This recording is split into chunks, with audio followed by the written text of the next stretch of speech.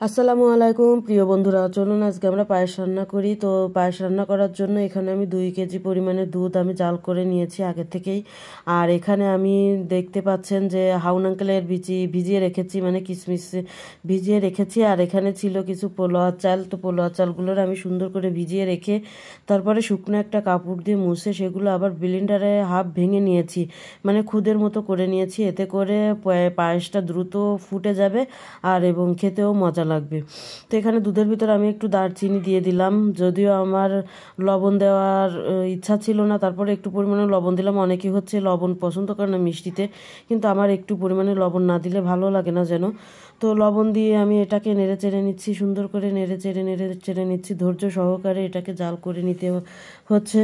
তো তারপরে করলাম এতে সেই পোলাও চালগুলো, ভেঙে রাখা পোলাও চালগুলো আমি দিয়ে দিলাম।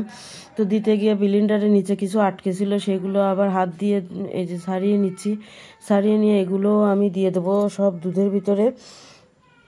তো এইগুলো দুধের ভিতরে দেওয়ার পরে আমাকে এই চালগুলোকে ফুটা পর্যন্ত জাল করতে হবে। তো আমি সেই যখনই দেখবো যে এগুলা দানাগুলো ফুটে গেছে, সুন্দর করে দুধের সাথে মিশে গেছে, তখনই বুঝবো যে পায়েসটা হয়ে গেছে। তো এই পর্যায়ে আমি নাড়াচাড়া করতেছি। নাড়াচাড়া করতে করতে যদি চিনি না দিই তাহলে পায়েস কেমনে হবে।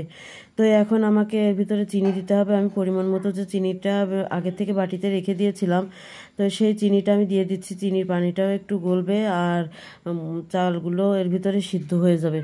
তো এই দেখতে পাচ্ছেন আমি এখন এটাকে চিনি দিয়ে এখন দুধটা আবার জাল করছি আর নাড়ছি। নিচে আবার ধরে না যায় সেজন্য একটু ঘন ঘন নেড়ে দিতে হবে। নিচে যদি ধরে যায় তাহলে পায়েসের গন্ধ ছড়িয়ে যাবে, পুরা গন্ধ, খাওয়ার মজাই মানে শেষ হয়ে যাবে।